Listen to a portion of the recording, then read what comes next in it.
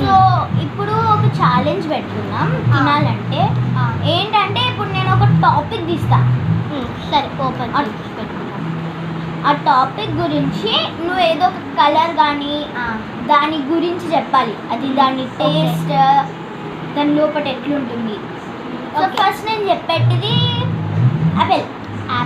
Red sweet and inside skin. Okay, next నువ్వు నాకు చెప్పు. ఒక తినొచ్చు ఇప్పుడు ఒకటే ఒకటి. ఓకే అంటే ఇంతనా? సో ఇప్పుడు నాకు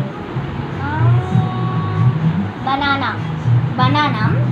banana yellow, inside skin, sorry white.